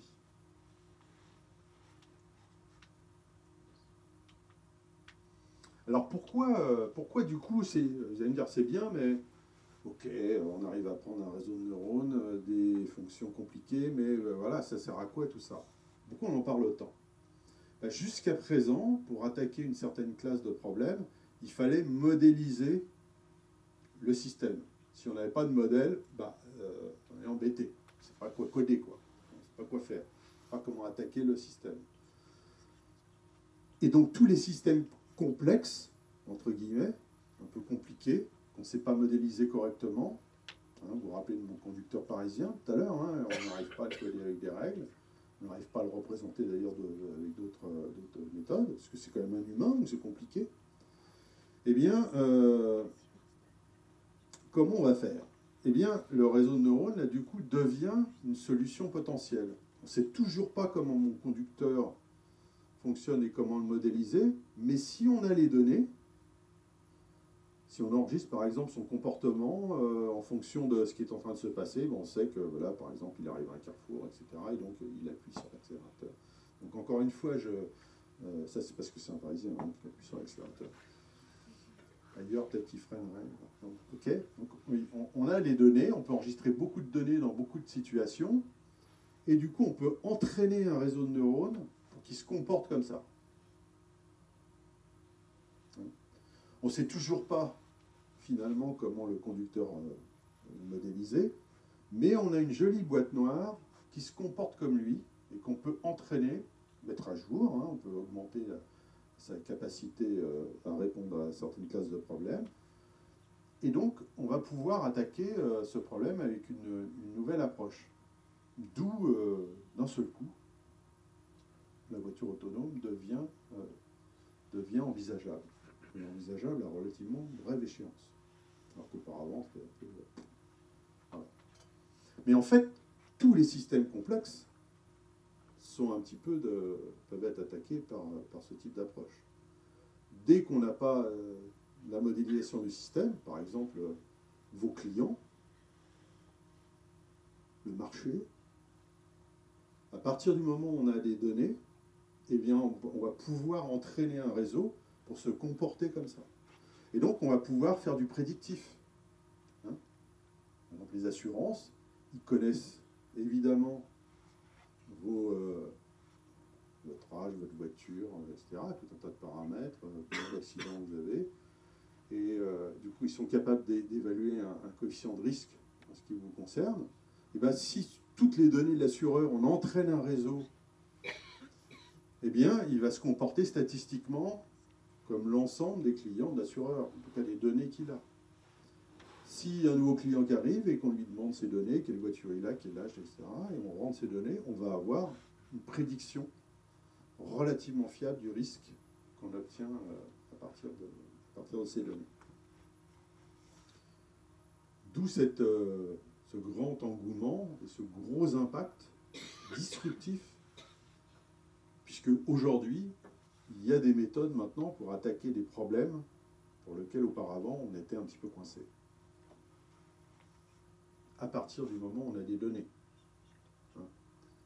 Et ça tombe bien, on est à l'époque des données. J'aurais voulu programmer mon histoire de reconnaissance des chats il y a 30 ans, j'aurais été bien embêté. Il fallait que je prenne mon appareil photo. Si j'étais très riche, je pouvais engager un photographe professionnel. Ça m'aurait coûté cher, ça aurait pris du temps, et puis voilà, j'aurais quelques centaines d'images de chats. Aujourd'hui, je tape chat sur mon moteur de recherche préféré, j'ai des millions d'images. Donc l'accès aux données est aussi crucial dans cette histoire. Hein. C'est pas étonnant finalement que ça arrive maintenant. Donc tous les secteurs, potentiellement, à partir des données, vont être des candidats à l'application de ces nouvelles techniques, de ces fameux réseaux de neurones profonds. Évidemment, les interfaces homme-machine, la téléphonie, hein, les assistants personnels. On a parlé de la voiture autonome, mais derrière la voiture autonome, un peu ce rêve de la voiture qu'on prend le matin, on part en vacances, en week-end. En fait, il y a tout ce qui vole, tout ce qui roule, tout ce qui flotte, qui peut être au niveau des applications. Les camions, par exemple, la logistique, ça devrait avoir un impact très fort sur la logistique.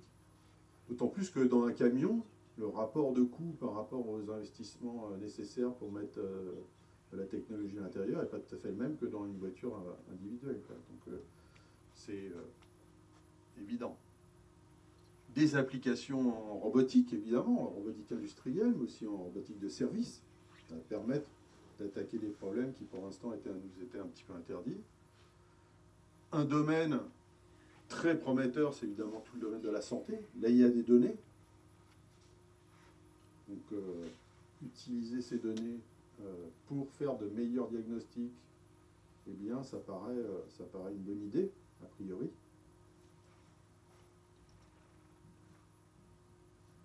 La finance, la banque, assurance, finance, évidemment, là, il y a beaucoup de données, donc on peut être capable d'appliquer ces données. Et évidemment, quelque chose de transversal à toutes les entreprises, c'est pour ça qu'il y a un impact fort pour quel que soit le type d'entreprise, c'est le marketing et la com. Il n'y a rien de plus compliqué que ses clients, le marché, etc. Mais si on a des datas, c'est un sujet sur lequel on peut améliorer grandement les choses. Enfin, améliorer. Après, c'est une question de point de vue, mais voilà, c'est un sujet qui est au cœur des réflexions.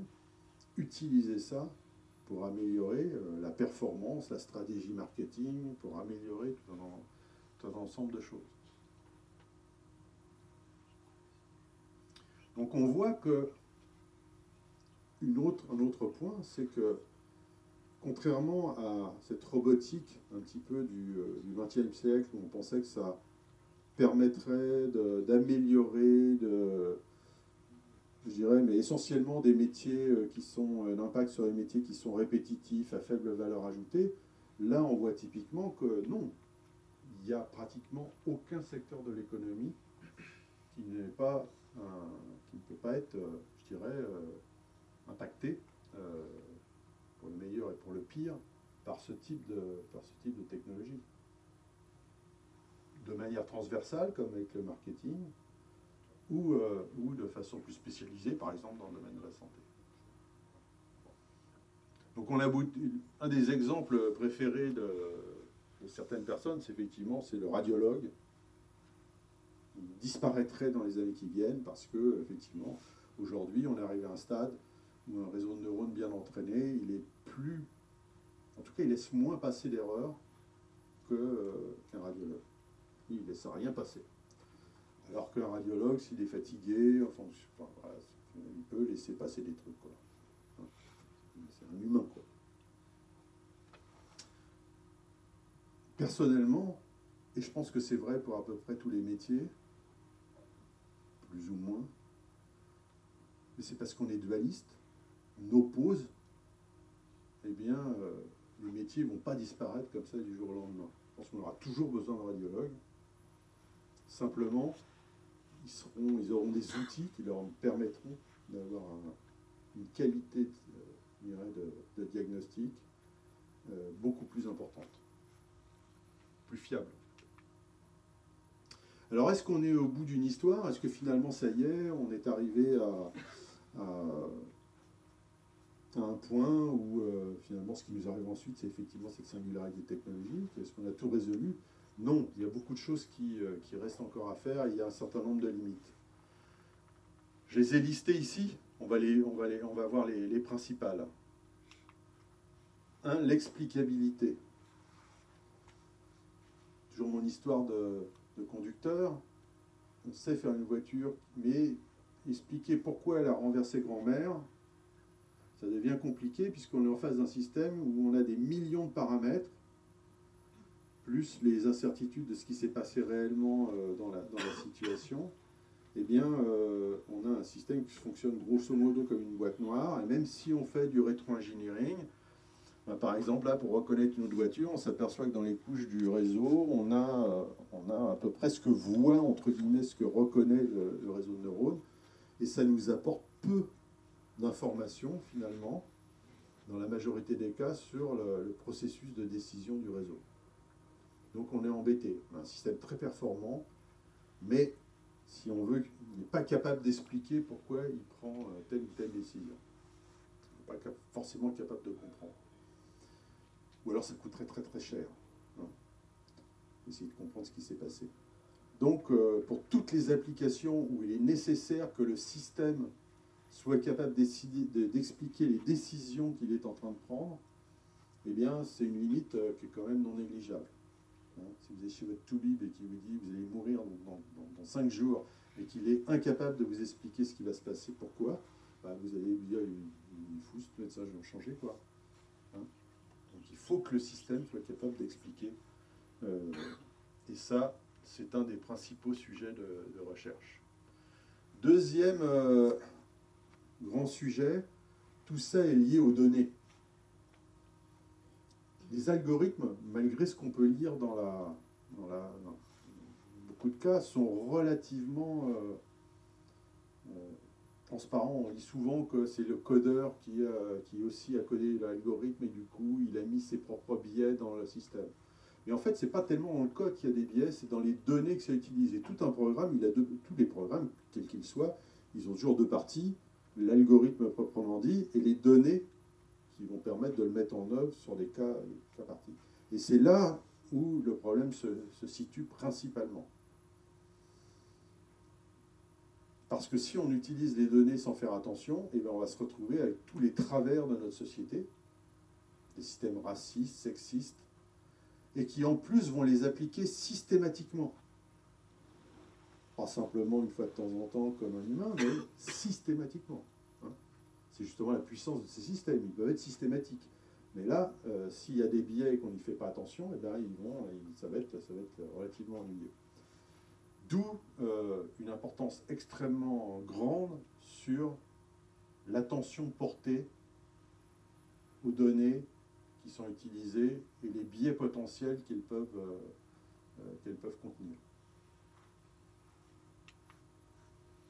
Ensuite, ce sont des systèmes qui peuvent être trompés encore aujourd'hui relativement facilement.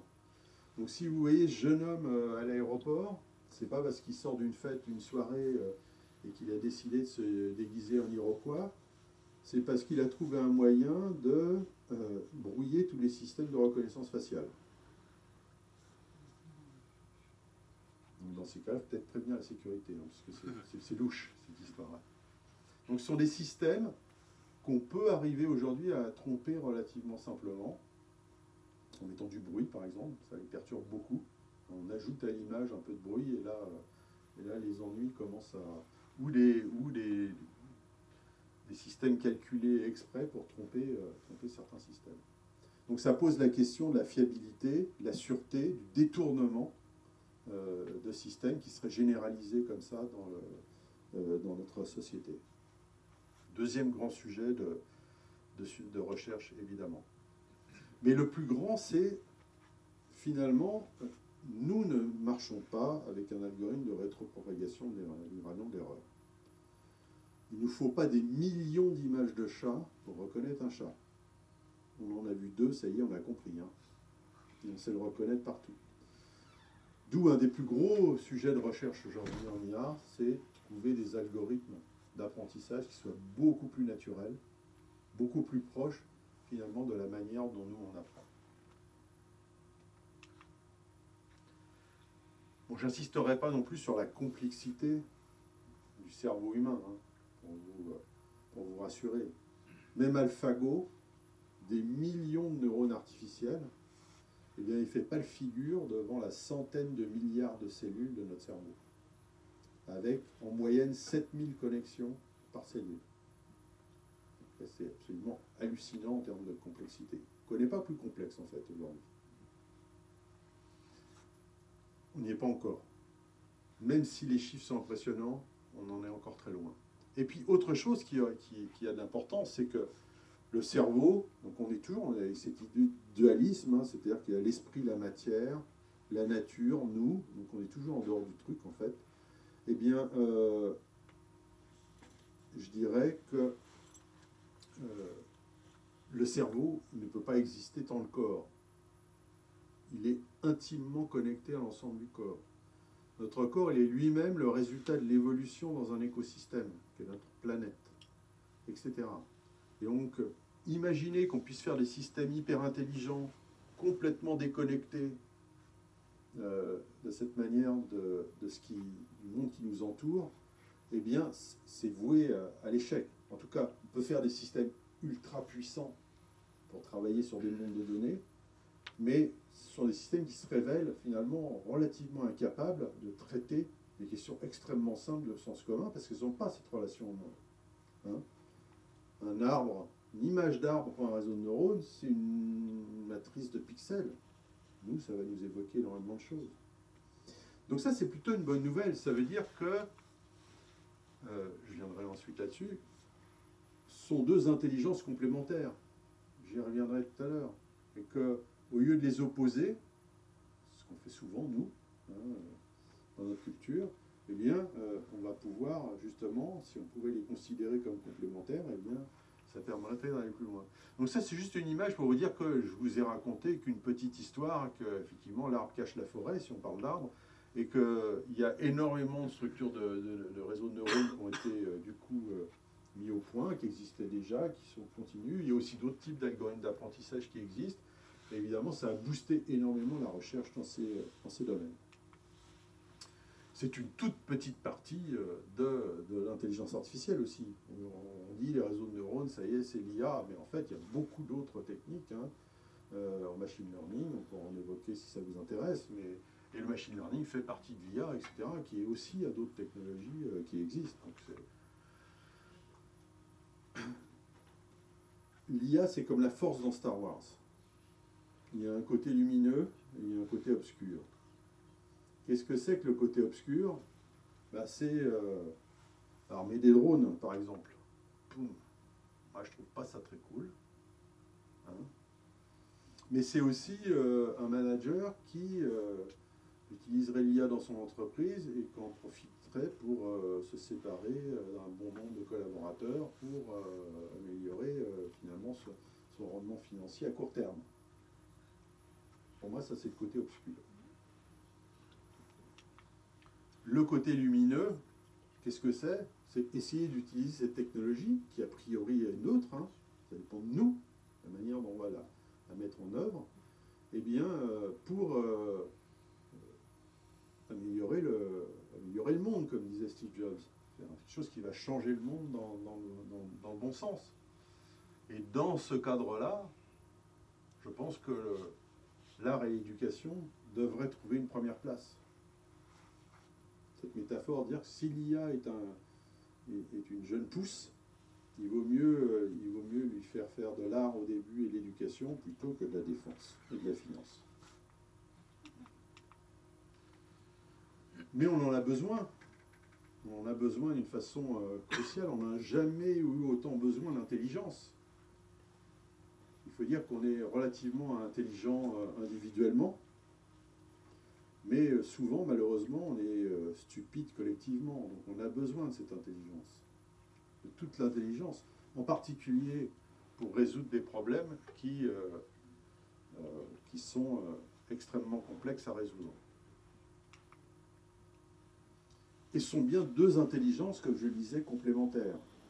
D'un côté, on a une intelligence systématique, logique, qui est quasiment divine dans son monde de données, qui est capable d'évaluer un ensemble de possibilités, de les scorer et de choisir celle qui semble dans ce monde de données la plus intéressante, la plus probable. Et ça, c'est intéressant. Nous, dès qu'il y a plus de 7 chiffres ou même 5 chiffres, on est perdu, hein, on ne s'en souvient plus déjà au bout de 2 minutes. Donc, avoir des systèmes qui sont capables de traiter cette complexité numérique sur des gros volumes de données, eh bien, c'est effectivement intéressant. Et puis, il y a notre intelligence qui est pas du tout, qui ne fonctionne pas tout à fait de la même manière. Hein. Quand vous avez envie de vous acheter un truc, je ne sais pas vous, mais moi, je fonctionne plutôt par wow, ça me plaît, ça, je vais l'acheter, je l'achète, ça y est, trop tard, je l'ai acheté. Et puis ensuite, on se dit, oh, bah oui, mais j'ai bien fait. J'ai bien fait de l'acheter. Voilà, j'ai tout un tas de raisons qui montrent que bah, j'ai bien fait d'acheter ce truc-là. Donc on rationalise derrière. La machine logique fait des analyses et décide ensuite. Nous, on est un petit peu dans le sens inverse, c'est-à-dire qu'on réagit par empathie, on réagit émotionnellement, et puis ensuite on rationalise. Alors je caricature un peu évidemment, il y a des gens qui font des études avant d'acheter une baguette de pain, hein, mais voilà, c'est un peu comme ça. Et on voit bien qu'on a besoin des deux. Ça ne veut pas dire que l'un est meilleur que l'autre, puisque ce que n'a pas la machine, ce que n'ont pas ces algorithmes, comme je disais, sont toutes puissantes dans leur monde de données, mais elles ont, en dehors de ce monde de données, elles sont complètement dépassées. Elles n'ont pas ce sens commun. Nous, on est naturellement câblés avec le monde. On sait exactement, quand on voit un arbre, ça nous évoque tout de suite un certain nombre de choses, sans même y penser, on est capable de prendre des décisions qui vont faire que on ne va pas finalement couper cet arbre, ou on va prendre des décisions qui prennent ça naturellement. Et donc on a besoin des deux. On a besoin de cette logique massive sur les données avec des calculs importants, et on a besoin aussi de cette... parce que si on ne faisait que ça, on pourrait avoir des effets de bord qui sont embêtants. Et on a besoin aussi de cette vision, pour reprendre mon image du radiologue qui va comprendre tout de suite le contexte de son patient en face et qui ne va peut-être pas lui annoncer les mauvaises nouvelles d'une façon aussi brutale qu'un algorithme pourrait le faire. Donc on a besoin des deux. Mais pour finalement décider, je dirais que dans cette histoire de lumineux et d'obscur, il me semble excessivement important que tout le monde soit informé, que tout le monde soit éduqué pour comprendre quels vont être l'impact de ces technologies sur son secteur d'activité, puisque je vous l'ai dit, tous seront impactés. Tous les métiers auront, à court terme ou moyen terme, à faire avec l'intelligence artificielle. Et dans ce contexte-là, l'information, la formation, en particulier tout au long de la vie, est cruciale. Il faut que massivement, aujourd'hui, les gens soient formés et comprennent, pour pouvoir décider, ne serait-ce qu'en termes de citoyens, ce qu'ils vont faire dans les années qui viennent. Pas simplement au niveau de l'emploi, mais en termes de consommation également. Parce que je pense que c'est très important. On peut ne pas subir ce type de technologie. Les petits ruisseaux font les grandes rivières. Si chacun de nous décide de ne pas acheter quelque chose, eh bien, il y a de fortes chances que ça soit arrêté. Donc, très important. J'étais un peu d'ailleurs déçu, parce que vous savez qu'il y a eu un rapport commandé par le gouvernement sur l'intelligence artificielle avec des grandes... et que l'éducation et la formation ne soient pas le premier secteur mis en avant. Pour moi, c'est vraiment le b.a.-ba. Il faut comprendre ce qui se passe pour être capable de décider sur... ne serait-ce que par exemple les formations qu'on va devoir suivre, comprendre l'impact sur ces métiers, etc. Deuxième chose importante, avoir une démarche éthique dans les projets. Vous parlez des biais dans les données, j'ai parlé de l'utilisation de Star Wars, là, la force, lumineux, obscur. Mais comment faire en pratique? Eh bien, c'est par une prise de conscience. Alors ça y est, ça c'est la bonne nouvelle. Elle est forte. Il y a 10 ans, en IA, on ne parlait pas d'éthique. Aujourd'hui, il n'y a pas un projet, un projet n'est pas financé s'il n'a pas une partie éthique. Mais des discours, c'est bien, le faire, c'est plus compliqué. C'est comme l'écologie, ce pauvre Nicolas Hulot qui disait où sont mes troupes. Tout le monde parle d'écologie, là c'est les élections européennes, mais tout le monde parle d'écologie. Ok, mais en pratique, qu'est-ce qu'on fait? Au niveau de chaque individu, qu'est-ce qu'on fait pour améliorer les choses? L'éthique, c'est un peu la même chose. Ok, on peut signer des chartes, on peut mettre en place des comités, mais en pratique, dans la vie de tous les jours, c'est là où le truc commence à être compliqué. Qu'est-ce qu'on va faire pour que, finalement, on ait une utilisation éthique et déontologique de ces technologies, qu'on soit du côté lumineux et pas du côté obscur? Eh bien, donc ça veut dire qu'il faut constamment l'avoir à l'esprit et l'appliquer. Et pour moi, une manière de l'appliquer, c'est de remettre systématiquement dans tous les projets l'homme au centre. Que ce soit des projets technologiques, que ce soit des projets industriels, que ce soit des projets d'entreprise, remettre le bonhomme au centre. Bien souvent, quand on faisait des systèmes auparavant, en fait, on modélisait nos systèmes, mais le bonhomme, il était absent. Il était ailleurs, on ne sait pas où il était. Il y avait vaguement un utilisateur quelque part, mais voilà. Donc, il faut systématiquement le remettre au centre de l'équation. Et dans ces cas-là, ça nous permettra de faire un petit peu moins de bêtises. Parce que l'idée, finalement, eh bien, c'est d'utiliser cette intelligence artificielle pour augmenter notre intelligence, pas pour la remplacer. Voilà, je vous remercie.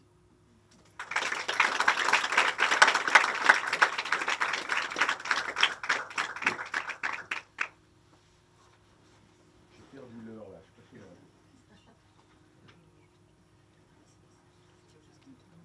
Est-ce que vous avez des questions par rapport à ce qui a été dit, des points que vous été abordés.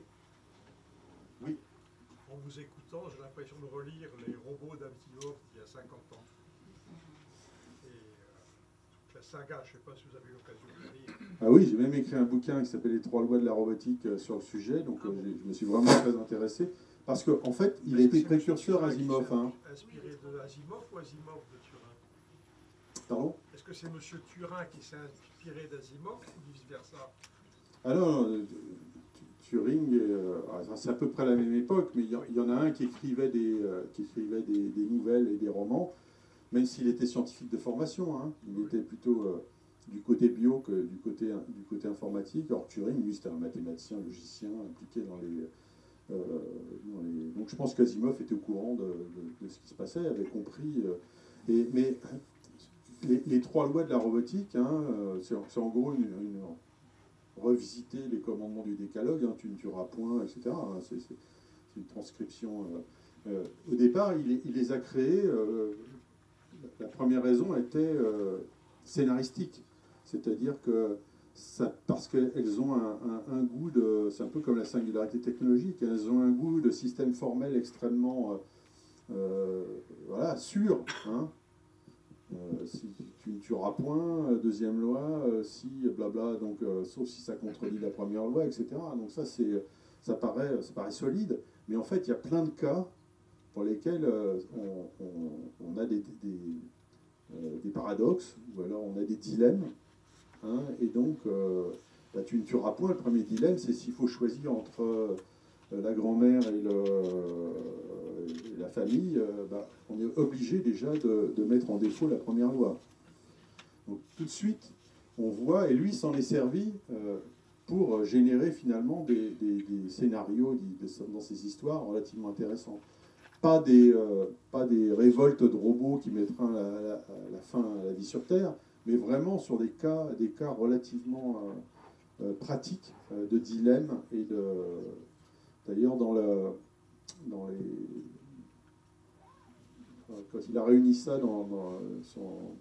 Comment ça s'appelle, l'anthologie totale de ses nouvelles sur les robots, il a écrit quelques pages où justement il dit il y en a marre de ces histoires de Frankenstein, etc.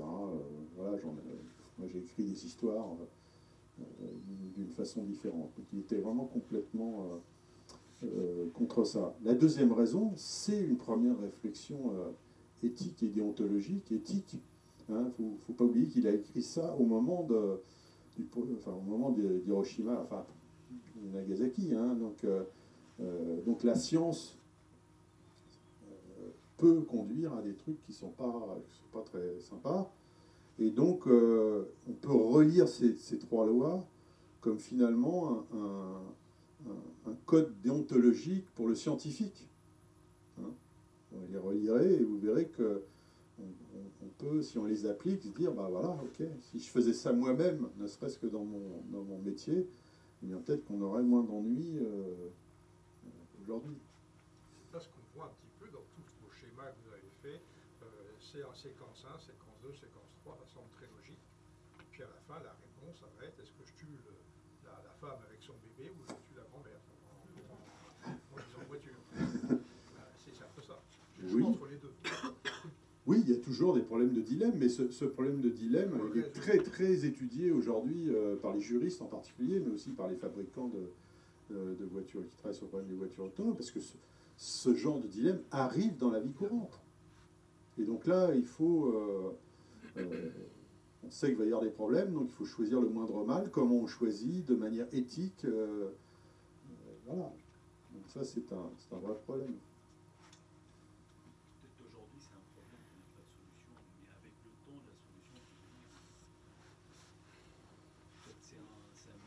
En tout cas, ce qu'il faut se garder, c'est que les décisions de ces systèmes soient basées sur des le plus brutal, ce serait des décisions purement financières. C'est-à-dire que on pourrait imaginer les scénarios catastrophes où votre voiture se connecte directement pour voir votre police d'assurance, s'aperçoit que ça lui coûtera beaucoup plus cher de foncer sur le pylône que sur la grand-mère, et du coup, choisir d'écraser la grand-mère. Donc, voilà. Ou elle va me demander qui j'écrase ou j'écrase. Oui, mais là, il n'y aura pas le temps. Il n'y a pas le temps. Dans ces cas-là, il faut que la décision soit... alors aujourd'hui, ça ne se passe pas. Hein. En fait, c'est les comportements encodés dans le système dans lequel il a été entraîné qui fait que le système va réagir dans le temps imparti avec des procédures de sécurité, etc. Un petit peu, donc il faut imaginer que, et donc c'est d'où la démarche éthique, que les garde-fous sur ce type de système permettent une utilisation qui minimise un certain nombre de problèmes. Je dirais que dans l'avenir, il y aura une solution. Pour ne pas écraser la grand-mère, j'espère. Oui. Mais il y a toujours des cas, il y a toujours des cas un peu compliqués. D'ailleurs, Asimov lui-même avait rajouté des lois après. Il rêvait même ces robots. Moi, c'est juste la courbe que vous avez montrée, la courbe exponentielle. Ouais. Moi, je crois qu'il n'y a pas de limite, parce que vous disiez qu'il y avait une limite physique. Oui, pour la puissance des machines. Mais si on change le matériel, peut-être avec le temps, parce que la courbe elle est liée au temps aussi, peut-être avec le temps, il n'y aura plus de limite. Il n'y aura plus pardon, de limite. Si, je vous assure, il y a des limites. Il y a toujours des limites, quoi. Sinon, on est dans le... Il y a des limites par rapport par rapport au temps, par rapport au futur, le limite va devenir un minimum. Mais pour l'état actuel, aujourd'hui, il y a des limites tout à fait. En termes de puissance de calcul, on est un petit peu... déjà, le plus gros espoir pour avoir de la puissance de calcul, c'est le calculateur quantique aujourd'hui. Hein. Il y a d'autres possibilités, mais celui où il y a le plus d'investissement aujourd'hui et il y a le plus d'espoir, c'est le calculateur quantique. Mais ce n'est pas non plus une panacée. Hein, c'est-à-dire que le calculateur quantique, il ne va pas plus vite, il va même plutôt moins vite sur des problèmes séquentiels.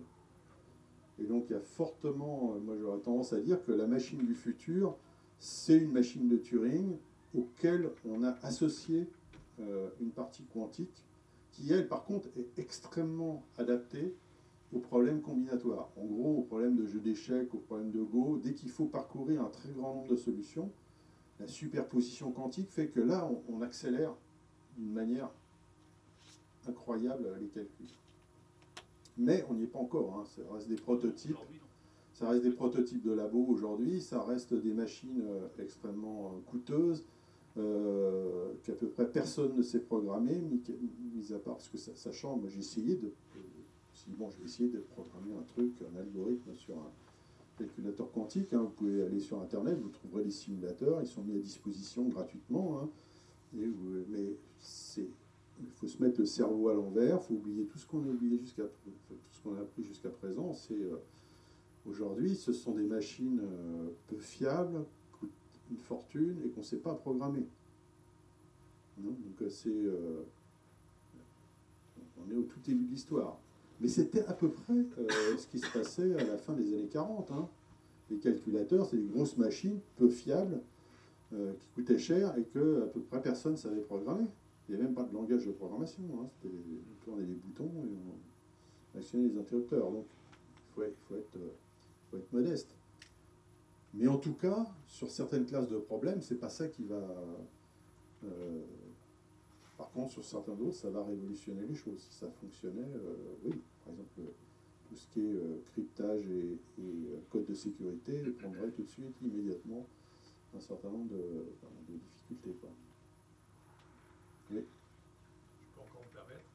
Moi, ce qui me plaît quand même beaucoup dans votre raisonnement, c'est qu'au-delà de tout cet aspect mathématique, logique, droit, il y a cette histoire de mur. Vous évoquez à l'instant, et ça, on ne sait pas très bien comment le passer. Là, j'ai une confiance dans l'homme, parce que l'homme, depuis des siècles, quand il a vu un mur, il a toujours trouvé une façon intelligente de passer, soit sous le mur, soit sous forme de croix, soit Steve McQueen avec une moto. Bref, il a toujours trouvé une solution. Et je suis à peu près sûr que l'être humain va trouver ça, parce que ce que l'on a aujourd'hui en 1940, on ne peut pas l'imaginer. Moi, j'avoue que j'ai travaillé sur les premiers smartphones et France Télécom, j'ai fait une prévision dans ma société sur quel était le marché potentiel de smartphones en l'an 2000. À l'époque, on avait sorti 4 millions à 5 millions d'utilisateurs potentiels. Et même là, on a été presque rejeté par l'intelligentsia. On est aujourd'hui à 70 millions. Quoi. Donc ça prouve qu'il y a gigantesques ruptures qui se produisent et des façons de regarder les choses qui sont. Et moi, je suis sûr que ce mur-là, on va le passer par en dessous, oui, ou le faire disparaître, tout simplement. C'est pour ça que cette histoire de singularité technologique et de, je dirais, d'idée qu'il y a une espèce d'IA qui vient de seul coup, il y a les grands méchants. Et en fait, on a des murs beaucoup plus importants et beaucoup plus critiques. Et j'admire votre optimisme. J'espère qu'on arrivera à trouver des solutions dans les années qui viennent. Hein. Je parle évidemment du réchauffement, je parle de la pollution, d'un certain nombre de choses qui sont beaucoup plus critiques que ça. Alors, la réponse de Kurzweil, c'était de toute façon, la réponse de Kurzweil, c'est de dire bah, il faut foncer sur l'IA parce que de toute façon, ça sera super intelligent, ça trouvera des problèmes. Ça trouvera la solution aux problèmes. Mais, pas tout à fait. On est dans une période propice. Le mur de Berlin, personne ne pensait qu'on le ferait sauter de cette façon-là. Oui. Ça a quand même été complètement irrationnel et totalement. J'espère, oui. J'espère qu'on trouvera des solutions. Maintenant, les problèmes que l'on en face de la figure commencent à être relativement importants. Dernière remarque sur ce que vous avez montré, la boucle entre l'intelligence et Oui. l'intelligence humaine et je me souviens plus technologie, c'est ça? Oui. Moi, ce qui m'inquiète dans ça, c'est que l'intelligence humaine devient de plus en plus dépendante de ça. C'est-à-dire, il se construit par rapport à ça. La dépendance entre les flux. Ah bah ça, c'est une éternelle question de l'homme et des outils qu'il crée. Hein. À partir du moment où on utilise des outils, on devient dépendant de ces outils. Hein. Est-ce que c'est le balayeur qui tient le balai ou est-ce que le balai qui est... voilà, c'est un problème classique. Et sans le balai, est-ce qu'il peut continuer à faire ça En plus, sur la première ligne d'emploi, est-ce qu'on peut se passer du balayeur? Parce que finalement, on peut trouver des... et donc ça, moi je voulais conclure en disant que, en tout cas, ça aura un impact sur tous les secteurs et tous les métiers. C'est une évidence. Quel sera le niveau de cet impact? C'est à vous d'y réfléchir. Moi, l'objectif de cette conférence, c'est d'éveiller, en fait, dire attention, il se passe des trucs, et il ne faut pas vous croire à l'abri de... Alors, abri, peut-être pas un mot, mais en tout cas, que ça va pas avoir d'impact dans ce que vous faites. Hein. Surtout si on parle de management, de marketing, bah déjà, ça impacte énormément de gens. Je dis souvent, le marketing de papa est mort, c'est fini.